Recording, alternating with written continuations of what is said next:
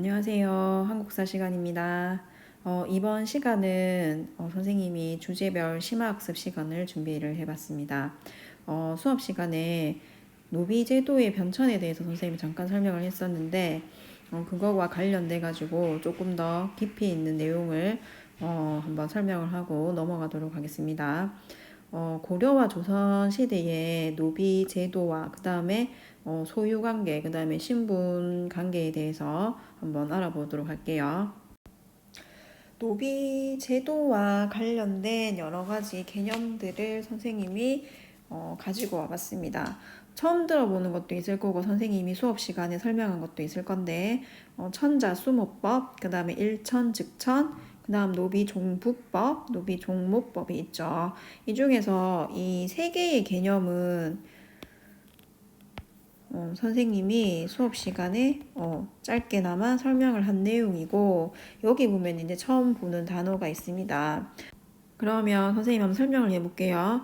이 천자수모법이라는 거는 한자를 우선 풀이를 해보면 천자라는 거는 천한 사람, 즉 노비를 뜻하는 거예요.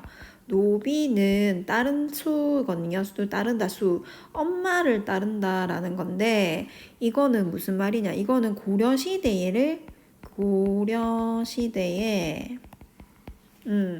법제적으로 노비 신분을 얘기를 하는 겁니다. 이거는 뭐냐면은 고려 시대에는 이 신분별 계층이 너무 뚜렷하기 때문에 다른 계층과는 선생님이 결혼을 할 수 없다라고 했습니다.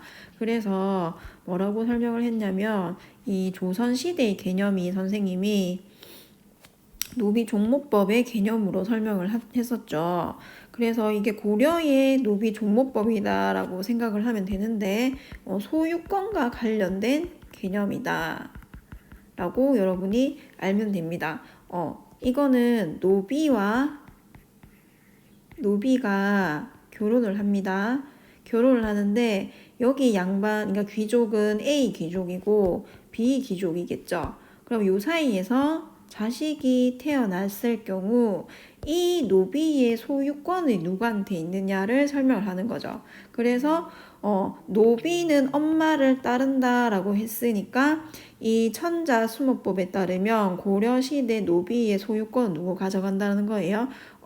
출산한 그 노비 사이에서 태어난 자식의 경우는 어머니 주인에게 귀속이 되는 거예요. 어머니 주인이 되는 거예요. 이 당시에 고려시대나 조선시대 노비는 재산이었기 때문에 이 재산이 누구 거냐라는 걸 가지고 얘기를 할 때 이 천자수모법을 가지고 법이 적용이 되었다라는 걸 여러분이 기억을 하면 되겠죠. 그래서 일천즉천이라는 말은 한 사람이 노비면 바로 그 태어난 그 다음 자식도 노비가 된다라는 거라는 거죠. 그래서 이거는 고려시대부터 조선시대까지 쭉 적용이 되는데 생각해보세요 여러분. 노비와 노비 사이에서 태어난 사람은 당연히 노비가 되는데 예외적으로 양인과 노비가 결혼하는 경우도 있겠죠. 이런 경우도 이 일천즉천에 의하면은 당연히 그 자식도 뭐가 되는 거예요? 노비가 되는 거예요. 그래서 이거는 노비가 증가하는 법률이었다라고 여러분이 기억을 하면 된다라는 겁니다. 그리고 조선 초에는 노비종부법이라는 게 있었는데 이거는 아버지 부죠. 그래서 아버지를 따른다라는 뜻이에요. 노비는. 이 원리는 뭐냐면은 일천즉천으로 인해 가지고 노비가 증가하게 되니까는 세금을 많이 낼 수 있는 양인이 부족해지는 거예요. 그래서 이거를 방지하고자 조선 초에 잠깐 아빠를 따르는 경우를 만들게 됩니다. 그래서 아버지가 양인인 경우에는 자식이 양인이 되는 경우 이것을 말하는 겁니다. 이거는 잠깐 있어요. 잠깐 태종 때 잠깐 있었고 살짝 있었기 때문에 선생님이 공부할 때도 요런 게 있었다라고 정도만 여러분이 기억을 하면 된다라고 얘기를 했었죠. 중요한 거는 조선시대에 나오는 이 여비종목법입니다. 이거는 뭐냐면 영조가 실시한 제도인데 조선 후기죠.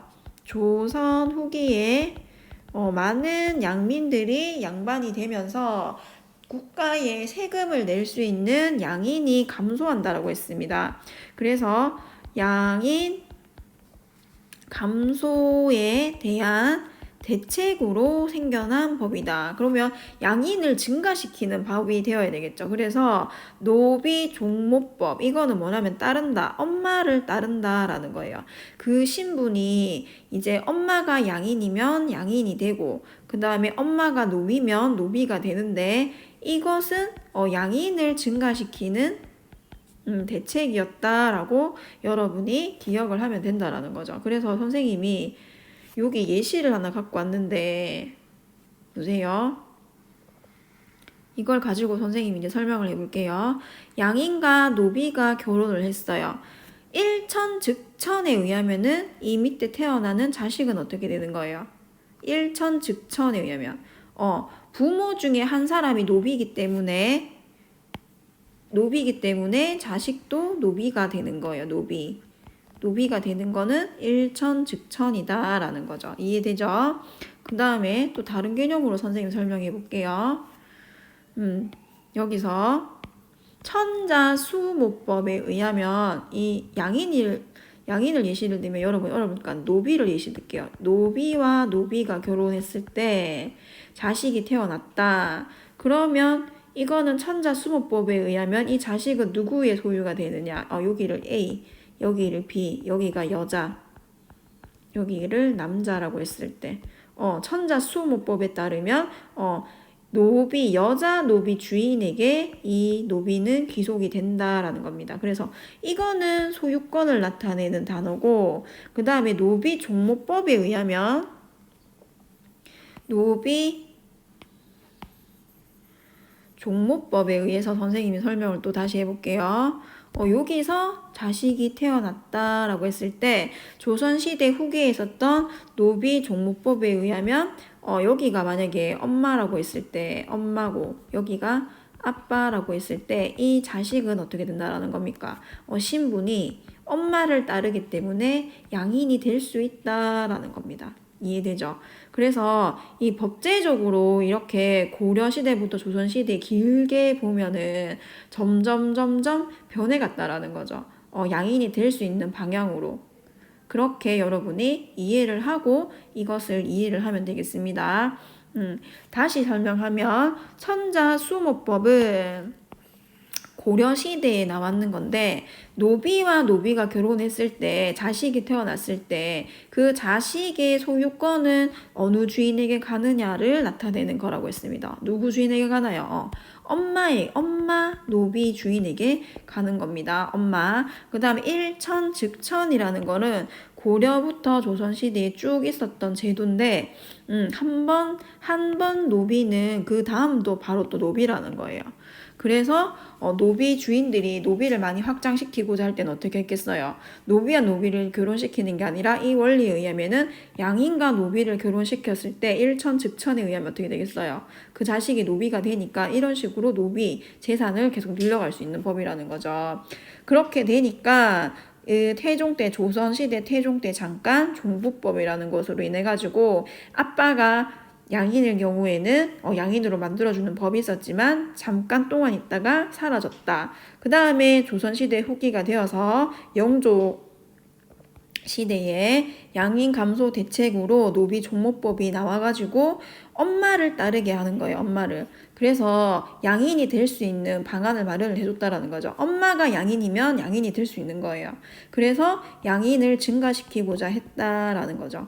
그래서 노비 제도와 관련된 단어는 선생님이 지금 다 모아가지고 보여줬습니다. 그래서 고려시대, 조선시대 구분해서 여러분이 알아야 될 단어는 여기에서는 소유권과 관련된 개념이고 여기는 무슨 신분이냐? 신분과 관련돼서 엄마를 따르냐, 아빠를 따르냐랑 관련이 있다라는 거 그렇게 기억을 하면 되겠습니다. 심화된 개념이기 때문에 지금 우리 한국사 공부하면서는 조금 필요 없는 내용일 수도 있지만 여러분이 한능검을 공부한다거나 선생님에게 좀 개인적으로 궁금해하는 사람이 있어서 이번 시간에 이렇게 조금 어려운 내용을 공부 한번 해봤습니다.